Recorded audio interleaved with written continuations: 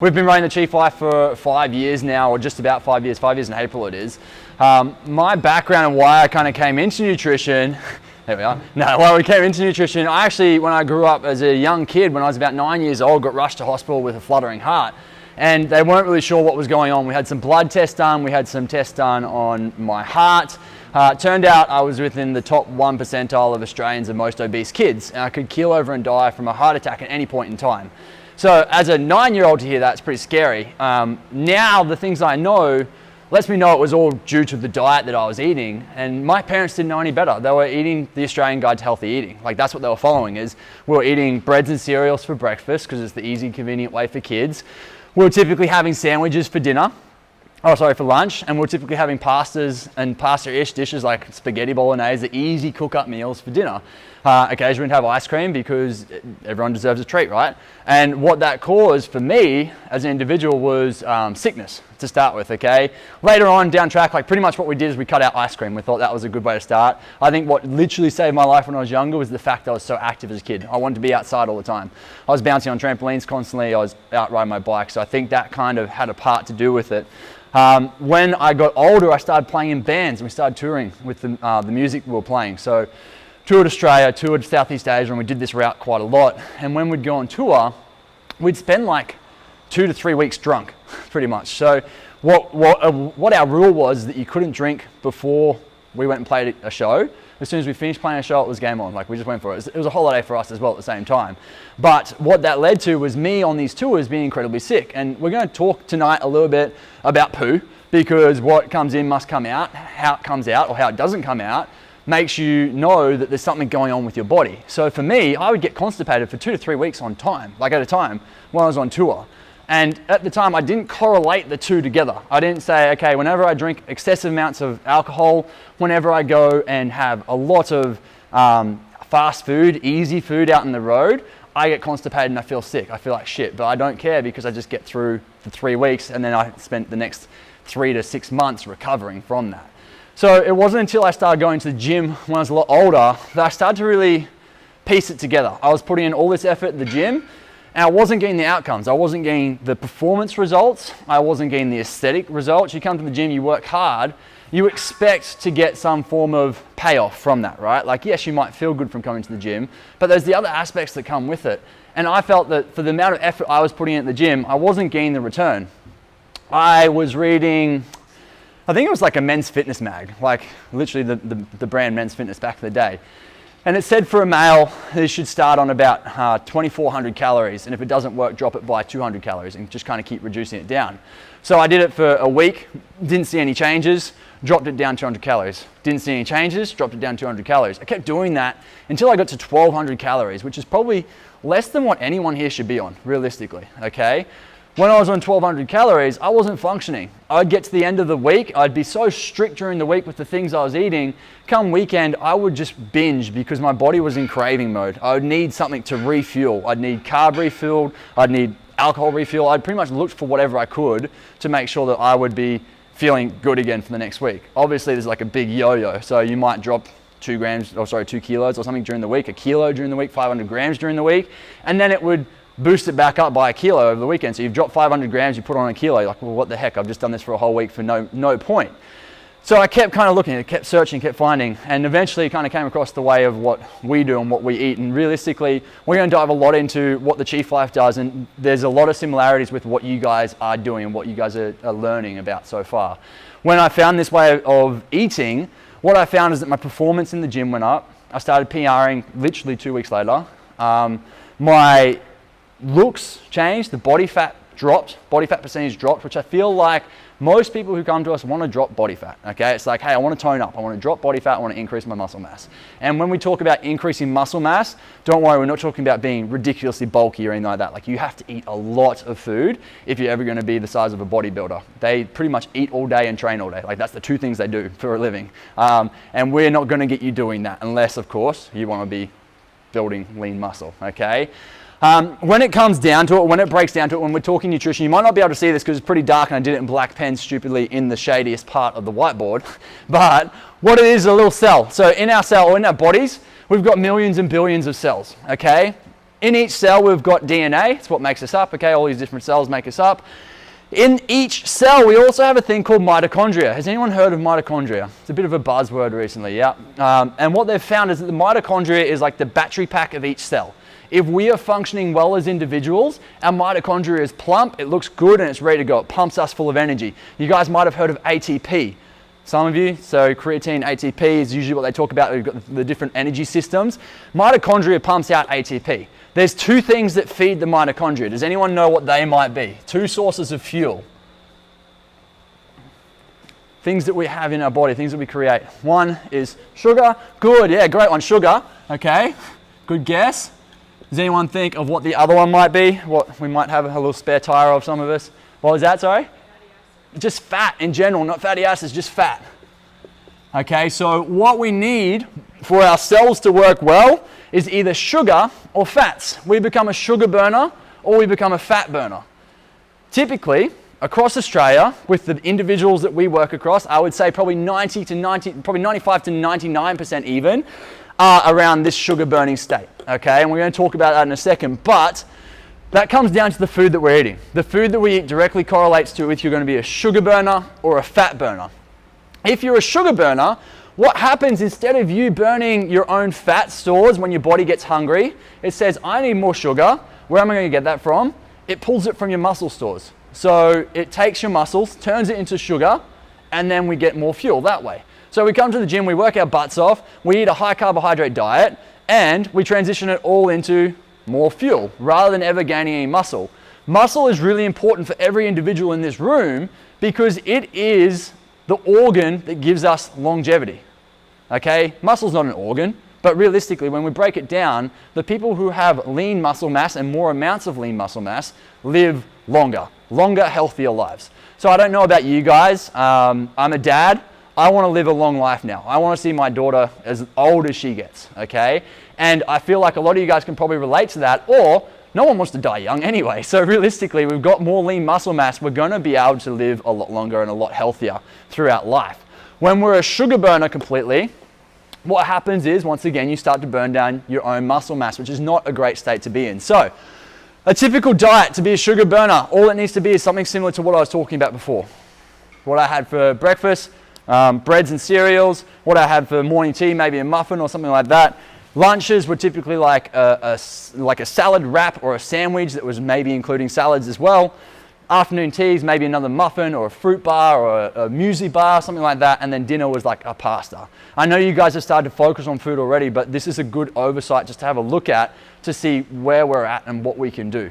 Once we're transitioning to being a fat burner, what tends to happen is when we start utilizing fat, when we are then hungry, we utilize our own body fat instead. So if you've got a spare tire, if your midline for the guys is above 90 centimeters, above 84 centimeters for the girls, you're in an unhealthy state.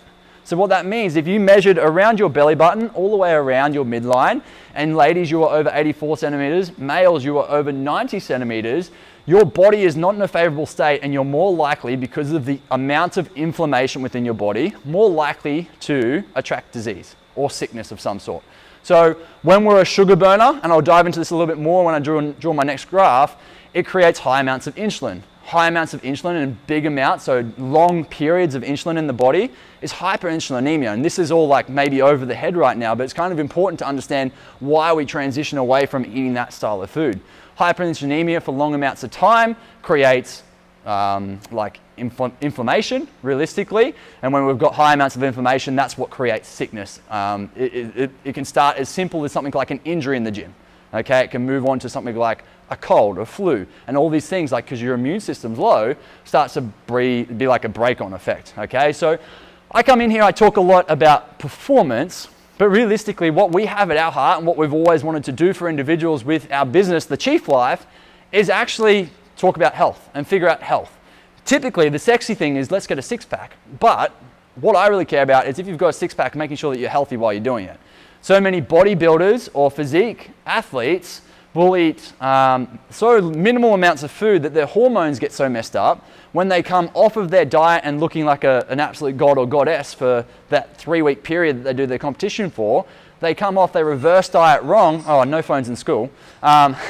They reverse diet wrong, and then they have hormonal deficiency for a long time, and that messes people up. People think that they have gone through menopause before they have. Like people going through menopause at 25 or 30 years old, that's not a thing. It doesn't happen till ladies till you're like 50, 60, okay? So if there's things, imbalances going on with the body, if you're not having your period, these are all signs that something's going up hormonally that we need to fix.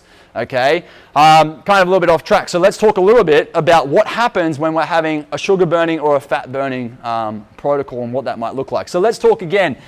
Breakfast, cereals or bread. What happens is you've got this bloodline.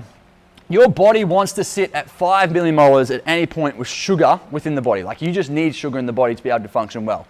Whether you're on a keto diet or if you're on a high carbohydrate diet, you're going to need to have sugar in your body, and your body figures that out for you, okay? If you're vegan, vegetarian, whatever your protocol is, you're going to have that level there, okay? When we eat amount of carbohydrates or when we eat high amounts of carbohydrates, so I'll go back to what I was eating when I was younger. Once again, a bowl of cereal was pretty much like typically my thing. It was like, hey, how many Weet Bix can you do? I'd typically do 4 back then with some sugar on top and a little bit of milk as well, okay? What happens is your body says, hey, there's a big amount of sugar right now. I want to be back around that 5 millimolars, so I'm going to release some insulin to come over the top and make sure I store any of this extra energy. And I'm going to drop that blood sugar level all the way back down to 5 millimolars or less. Typically, because it's such a big amount of sugar, you drop it to less. And so what happens is, your insulin stays high, your sugar levels drop, and then all of a sudden you need to eat again because your body says, I'm hungry, I'm tired, I'm moody, whatever it might look like, and then we get another bolus of food. So we've had our breakfast, all of a sudden that's at 5, let's say that's at 7 o'clock. Come 9 o'clock, I'm hungry again, I need a muffin to boost me up. Once again, a big bolus of sugar comes in, insulin hasn't even had a chance to drop down yet, it stays high, creeps back over the top, drops down that, and then all of a sudden it's 12 o'clock and I need my lunch and I'm starving for lunch. Comes to afternoon tea, I have my muesli bar. Comes to dinner, I have my spaghetti bolognese, and you're like, you know what, I'm still hungry, I'm gonna have some ice cream. All day long, your sugar levels are skyrocketing, okay? All day long, your storage hormone, insulin, stays high, never gets to drop down. So this is typically what your mood and what your energy levels are doing. Has anyone ever felt that? Can anyone relate to that, where you have a high amount of energy and then all of a sudden you crash? You're like, oh, you know what? I could really do with another bit of food. And typically we're told, what do? We need to eat some sugar. We have some lollies, you boost your energy back up. What also happens is you plummet down. So I'll go to CrossFit comps regularly, and I see athletes eating bulk amount of sugar, and you see them crash and burn. As soon as the workout's done, they're dead already. And they need to reboot themselves. Typically, they go and have another lot of lollies, and all day long, their energy levels are like this. What we can tend to do, or what we can definitely do with your food, is create a bit of a healthier balance, and this is a bit more what your plates look like, based on what we're doing on the challenge so far, okay? If we are eating protein, carbs, and fats at every meal and snack that you guys have, it doesn't get this high sugar spike. If we have, say for instance, what's a breakfast someone's having at the moment? Since on the challenge? Omelette? Yeah, what do you got in it? Spinach, egg, broccoli. Eggs, obviously. Yeah, any fats? Oh. Avocado, good, you got it. Boom, back up. Okay, so cool. So we've got some protein, some carbs, and some fats. We get a slower release of energy, okay? And it's a longer lasting release. We don't get as big a drop because the insulin doesn't need to spike up so high. We get a little lift of insulin, it starts to drop down, and you get a better level of energy across the morning. Who found that once they started eating cooked breakfasts, that they didn't need to eat, or they felt really full for the morning? It's because you're finally satisfied. You've got the right amount of fuels in the body to keep you going, okay? We then go and have, say, meat and vegetables for lunch, or say, even, let's chuck something else in between, a protein ball for lunch. Sorry, for a morning snack, we have meat and veg for lunch. We have another like protein shake or something for a snack, and then we have a dinner that is high in proteins and vegetables, all with good quality fats across the day. And all of a sudden, we've got high levels of energy throughout the day without these big, huge crashes.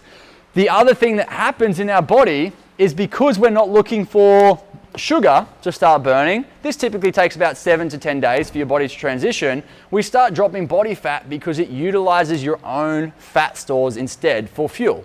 So this is when we're starting to burn fat, okay? body fat as well. So let's talk about what do each macronutrients do. Does anyone know? What does carbohydrates do? Energy, yeah. What else? Turns to sugar. Turns to sugar, yeah. So everything we eat that's a carbohydrate turns to sugar in the body. We utilize it for energy. We utilize it for brain.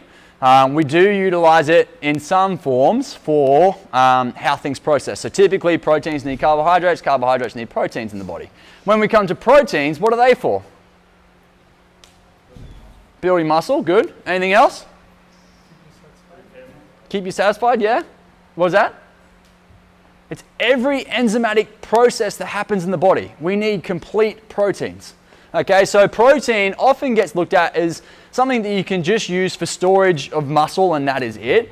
Where we fall apart as individuals or as athletes in general is that protein is actually pretty much the major or the main macronutrient that we need to utilize. Okay, to get a complete protein, we need to typically have meat or a variation of an animal product. When it comes to vegan-based options, we do have things like quinoa and tofu are the only two complete full proteins that we have. So therefore, if you're if you're on a vegan diet, you do need to have some form of supplements, typically in the forms of B12s and irons, okay? Because we've got a handful of different branched chain amino acids that you would have heard of, but we've only got a certain amount of essential amino acids, 9 of them, and we need those 9 essential amino acids for our bodies to be able to work properly. So protein is really important for us to be eating. That's a really, in particular for all of you guys when you're training, even more so, we do need to make sure that we're eating a lot of protein.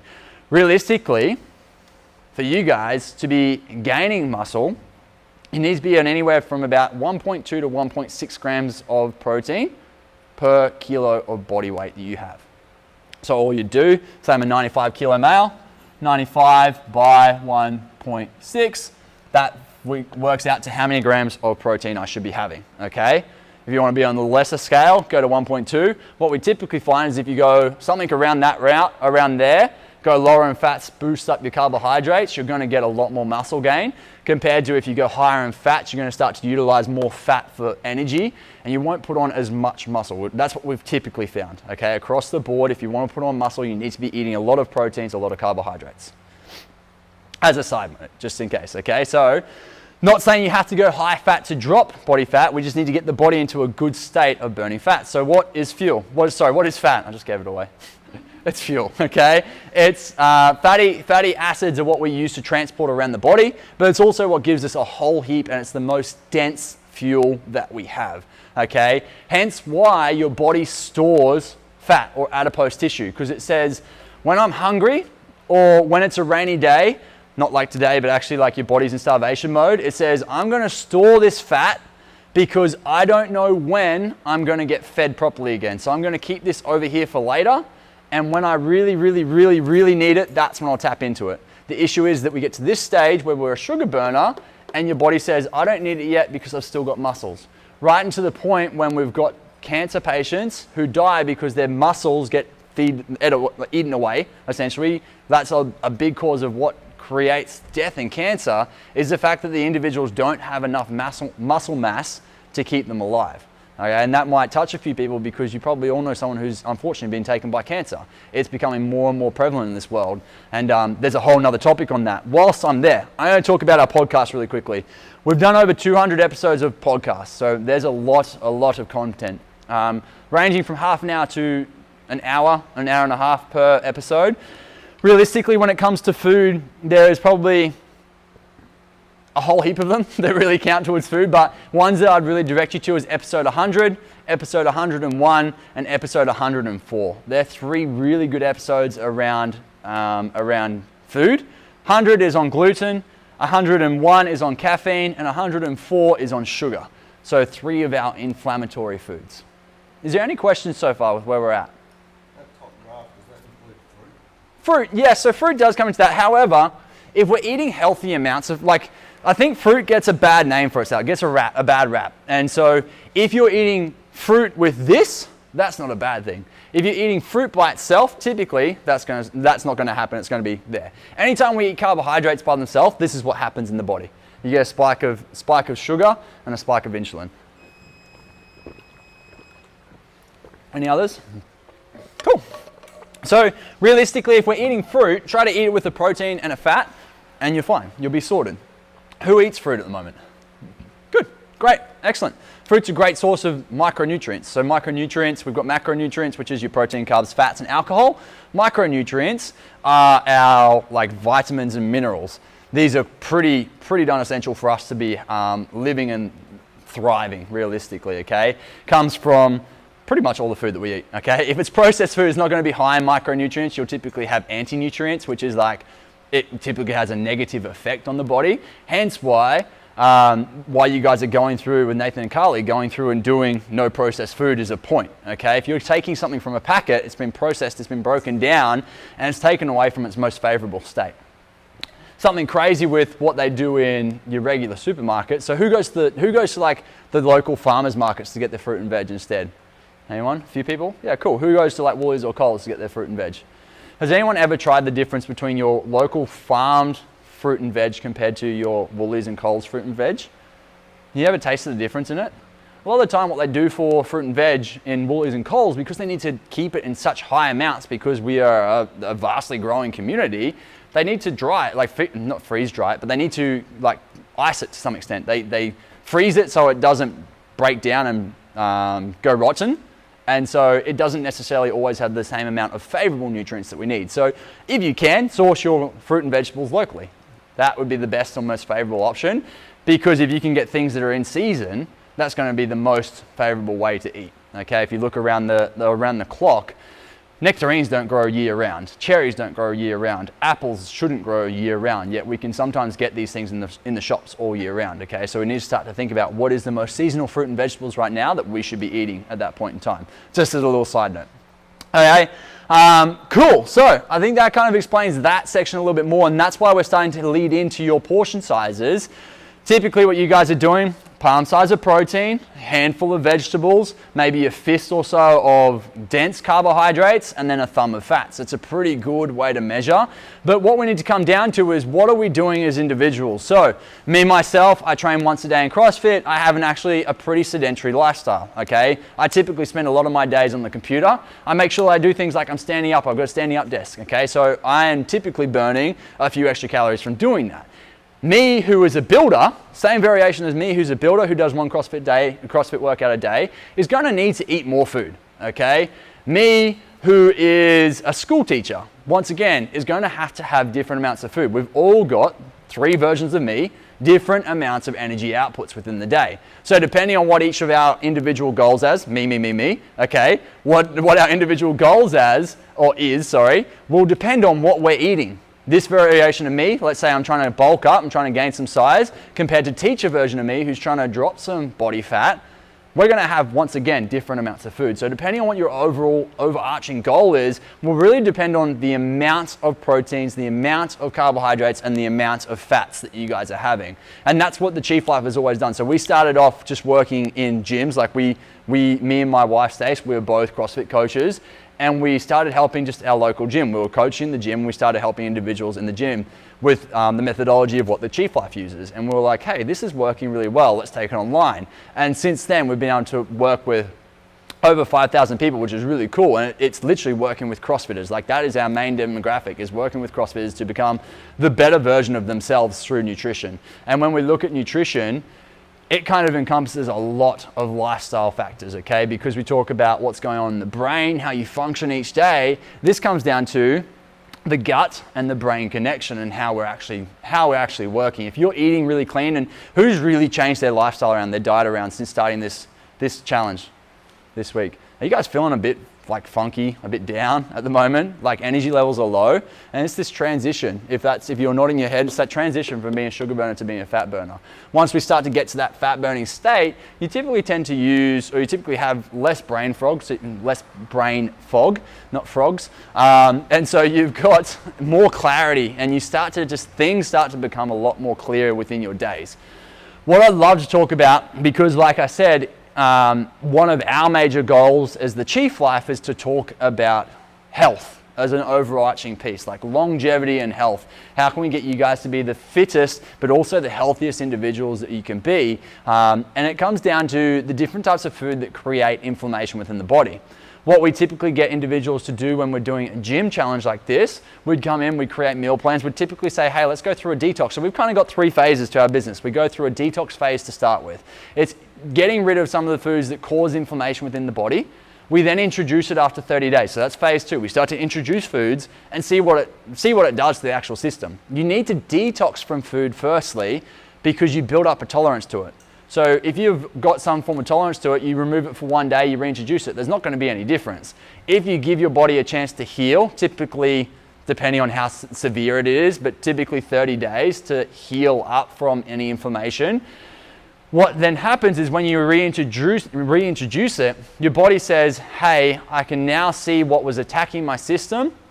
I'm going to work hard to keep this thing out. And that's typically when we see things like bloating, stuffy noses, skin problems, hair problems, nail problems, brain fog. Like realistically, it's an ever-going list of if you have a body issue, it can typically be related back to what's going on with your nutrition, okay? So like I said, it's an ever-going list, but I won't keep going on about it. The foods that do cause the most inflammation within the body is gluten, dairy, sugar, alcohol, and caffeine. The fun 5, because it's the things that everyone loves, right?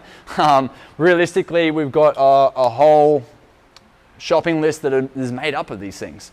So what we like to do as a company is help people to remove or swap these foods out. It's not about being deprived, okay? To take these foods out for 30 days, people would look at that and say, well, I eat cheese every day in my lunch, what am I going to have instead? And then the world just ends because it's like, well, I don't know what to have, so I don't know what to do. Whereas realistically, when we can swap these foods and change them for different variations, so we've got gluten is made up of wheat, barley, and rye. There's now gluten-free variations of everything. Not to say that the gluten-free is healthy just because it says it's gluten-free, but if we do remove gluten, what we typically find is that it reduces the amount of inflammation within the body. Dairy as well. So gluten problems typically come down to gastrointestinal stuff. So if you feel bloated, if you get any sort of skin issues, if you get diarrhea, if you get constipation, even things down to, like, once again, your hair and your skin quality, that can all be related to what gluten is doing in the body, okay? What typically happens is it goes into the gut lining can't break it, you can't break it down, so it smashes through your gut lining wall. Who's ever heard about a healthy gut? A lot of the time what they're talking about is your intestinal wall. So this is what it looks like. Okay, you've got these finger-like villi. It's a bad place to put them. Finger-like villi that sit in your gut. And what happens is as food comes through your system, these finger-like villi, they suck it up. And this is a crypt. Inside of each of these crypts, what they do is that's where they take in the food, okay, all the nutrients. When gluten, dairy come through the system, they're too big and it starts to knock off these little endings. So we end up having, because we're so inflamed, like it all fills up and pushes together, we can no longer take the food in through where we should. Once again, the gluten keeps smashing through and our body sends out these things which are called antibodies. Has anyone heard of these? It's going pretty deep into science right now. So antibodies are like your fighter cells. It's like your army system. And it comes up and says, hey, something's going on. I'm going to shoot it down by creating some form of inflammation. Inflammation in a small level, like a cut, we get blood, we get a little bit of swelling. That's acute. That's good. Okay, when that happens for days and days after end on end, what happens is bad levels of gut health. Okay, so trying to paint a big picture for you guys here. So we go from this healthy gut to being a hose-like gut that can't take anything in. Gluten, dairy, sugar are the 3 major ones. Alcohol and caffeine do also create a fair amount of inflammation within the body. So once again, we're not saying remove these foods forever. We're saying take a snippet of 30 days, remove all of them, reintroduce them one by one, and see how your body reacts to them. Okay, when we remove for 30 days gluten and reintroduce it, what you see is how your body actually responds. Typically, we'll find that people start to sleep incredibly well. They start to function incredibly well. They start to perform incredibly well in the gym. And then they reintroduce these foods and they say, oh, that's what was causing that issue. That's what was causing X. Okay? And you know what? Typically, if you listen to the gluten podcast, the episode 100, based on some of the studies that are coming out now, they're showing that pretty much it's a completely different beast to what it used to be. Yes, 60, 70, 100 years ago, gluten, how it was made, was different to how it's made now. And because it is modified compared to what it used to be, we no longer can break it down the way that we used to. And now they're showing that pretty much anyone who has it does have some form of effect in the body. So we've got your 4 immune systems, your gut, which is the one that will show you the most response, your blood, you're not going to know what's going on there, your skin, you'll see some form of response if you're having issues there, and lastly your brain. Sometimes you might see a little bit of response there if you're feeling like brain fog, okay? But realistically, the most we're going to see is if it's responding to your gut. So people will typically remove gluten, reintroduce it and say, you know what, my stomach feels fine, I think I'm good to keep eating it. And then down track, they've come up with some other issue. So I'm not saying it's the devil, but I am saying that it's worthwhile removing it and reintroducing it to see how it actually responds. Why we say to use just one or the other, sorry, just to reintroduce one at a time, is due to if we reintroduce them all and we get some side effects, we don't know what it's coming from.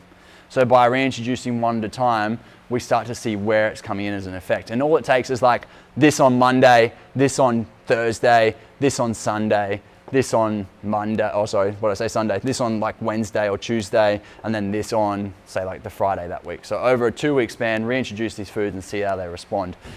So many people see caffeine and think of it as blasphemy, like, oh my God, I need my coffee to get through the day. But what we find is that people are typically either a fast or a slow metabolizer of caffeine. So what this means, if you're a fast metabolizer of caffeine, you'll have a cup of coffee, you might get like a little boost of energy, it kind of goes through your system pretty quickly, and then you utilize that caffeine and it's gone from the system, okay?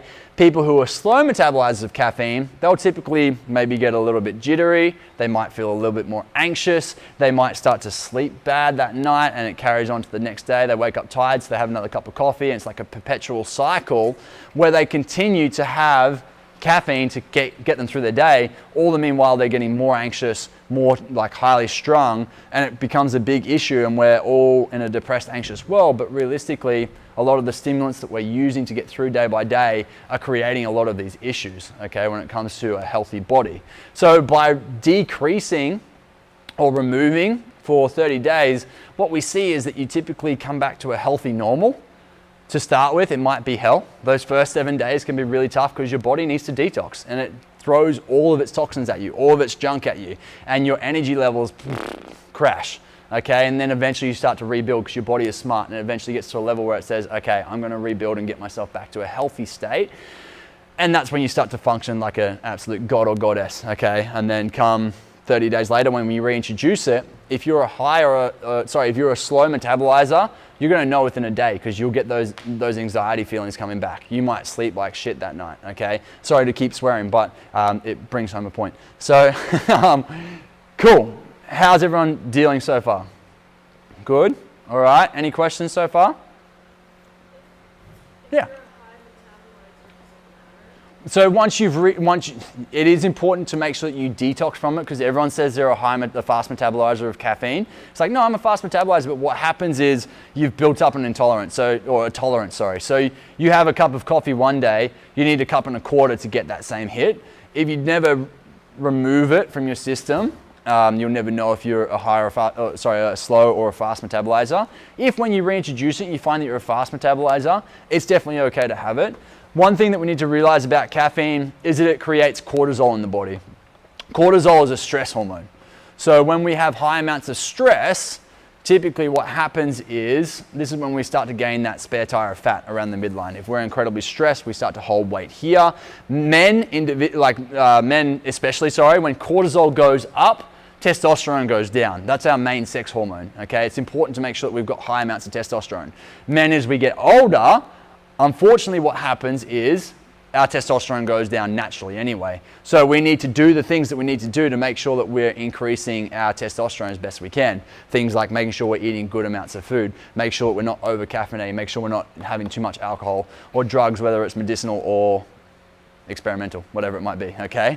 So does that kind of answer your question? Yeah, so it is all right to have it if you're having in balance, okay? So I'm a fast metabolizer, I'll still have a coffee a day. But if I'm having a really stressful day, I'll try to keep away from caffeine because it's just an extra stress response that I can control. So if you have a highly stressful job and you're typically having 2 or 3 coffees a day, what's happening in your system is you're just creating more and more stress, okay? Your body doesn't know the difference between stress from caffeine or stress from being chased from a dingo. So it just says, I'm stressed right now, what do I do? And it just deals with how it deals, okay? Alcohol, I don't know what you guys have done as a rule around alcohol. Is there any guidelines? No rule. I think you are giving it up for 6 weeks. So. Yeah, cool. That's really good. That's awesome. Alcohol is just another stress response. When we have more than 2 drinks, so if we have 3 or more drinks in the body, typically there's that thought, go home, have some wines to calm down from the day. And yes, it might put your mind in a state of calming. What happens in the body is all hell breaks loose and you go into a complete stress functioning mode, okay? And in your cells, that mitochondria, that battery pack we talked about to start with, it starts to shrivel up and doesn't respond very well. So your energy levels, your ATP, gets less and less. So realistically, we go home, we have 3 drinks of a night to calm our systems down. What happens is shit hits the fan, we don't have a good night's sleep, or you think you're having a sleep, but it's not a good night's sleep. You wake up the next day and you're not ready to function because you've already done some damage the day before that now your body has to try recover. We've got high amounts of inflammation because of the different foods that we're eating. It never fully recovers. We never get a full amount of energy back, okay? It's a pretty extreme version, but realistically, that's what we're seeing happen more and more within individuals from the amounts of different foods that they're eating. Does that kind of resonate with anyone, or is helping with anyone? Any questions so far? Yeah. What foods kill testosterone in men? What foods what? Cure? Kill testosterone. Kill. Lots of sugar, lots of alcohol. Pretty much things that cause a lot of inflammation or a lot of stress is going to be the things that do create high amounts of or lower amounts of testosterone. So things that we can do to heal or help us out is actually, there's a thing called ashwagandha or ginger extract are really good for men to take because what it does is it lowers your cortisol, and what that does is it increases, once again, your testosterone naturally. Things like exercising, which we all do because we're in the gym, that's great. That's a really natural way to increase our testosterone, especially weightlifting, like lifting actual weights, whether it's not actually Olympic weightlifting, but squats, deadlifts, press, bench, curls, anything like that's really beneficial. Sleep is really beneficial. That comes across the board for everyone though, it's not just for testosterone. And then having a healthier lifestyle in general can help out with that. So how are we all doing, all right so far? Cool. I'm going to dive into sleep a little bit. Does anyone have any questions before we go that route? Just a quick one on the gluten. Yeah. You know, you were talking about how it's changed over the years on how it's actually made and stuff. Like, is it gluten as a whole? Like, you know, when you're in Europe, for example. Yeah. Typically, places like places like as far as I'm aware, places like France still have some pretty good quality gluten. As well as potentially Italy, but I mean, we're not going to be able to typically import from there. The issue doesn't necessarily always come from the gluten. It comes from a lot of the time the herbicides and pesticides that we're using on the gluten. So they use Roundup. You guys all know what Roundup is. It's what we use for weed killer. They use that, they spray it over the crops to kill the crop so we can then harvest it and then we can turn it into wheat or into flour. What happens is that whole time they never wash it, so we then get this Roundup, or glyphosate is what the scientific name is, and that comes into the body and it creates a whole heap of different issues. And we're seeing a world that's growing more in autoimmune issues, and a lot of that is coming back to now the toxins that we're taking in from outside products. So realistically, if you were to grow your own variation of wheat, harvest it yourself and do it all, it might not be that bad. Sometimes we can see variations of like sourdoughs and stuff which ferment the wheat out. That can be all right sometimes, but once again, it depends on where it's come from as an original source. So it is a really good question because there is definitely some places around the world that do a better quality. And I've heard people who here in Australia who say, I respond like crap to the breads and cereals or anything that I have here, whereas they went overseas, I think to like Greece or Italy or something like that, and they ate pizzas the whole time they were there and they had no response at all. So it definitely is a different beast in the different countries, yeah. Yeah. You're saying if I had a source of gluten, like you say Organic? bread, Yeah. would be a better alternative? It is definitely a better alternative. Whether it's going to be any better for you or not is hard to say. Without going and doing tests of your gut, so doing like a biopsy, or without doing blood tests to see what the response is, you're never really going to know. If you feel better on it, then yes, maybe go for it. But once again, if it's causing inflammation within the body, you're not going to function at the highest or best level that you can. Yeah, cool. Gluten-free bread. Yeah. There's loads of different types. Yeah. Put stuff in it to compensate maybe. The taste. Yeah, I tried making it, so it's Yeah. pretty awful. Yeah. It's still processed. There is still processed, correct. But the major issues within the gluten-filled bread is going to be your barley, wheat, and rye. So if we're getting something that's made from, say, buckwheat instead, it's not going to have the same issues, same inflammatory issues that the body might have. So realistically, it's about finding which variations are better. If you go for a gluten-free option, try to make sure it's not full of preservatives, it's not full of sugars. Like realistically, we have to get smart about what's in our foods now, because if we're not looking at the ingredients list, we never know what's in your food. And the way that an ingredients list works is to start with, let's say, I'll rub this one off. Let's say an ingredients list has buckwheat, you get it, sugar, guar gum, and then we've got like egg, salt. The way that it's written is what's in it first, like in it the most. So buckwheat's the most prominent ingredient in that one, then it's going to be sugar. Ideally, you want to have it, if you're going to have sugar in there at all, which a lot of breads are probably going to have for some form of preserving. We want that sugar to be right down here, if possible. Okay, so looking at your lists and getting smart with them, any sorts of like red, and this isn't necessarily going to be in bread, but red color, like food dyes and stuff, are really worthwhile to keep away from. Red cordials, red frogs, red like lollies, red jellies, red frankfurts, things like that are the things that we should typically be staying away from. And I'm not talking about just for this challenge, I'm talking about in general, because they're an additive that don't respond favorably with individuals, with humans in general. Okay, we've seen cases of kids' behavioral issues being really, really bad, where we simply remove the red colored foods and all of a sudden they start to transition. They start to become better, or behavioral issues start to go away because of the foods that they're eating. Like the way that it responds in the brain is not favorable. Just as a little extra tidbit. Yeah.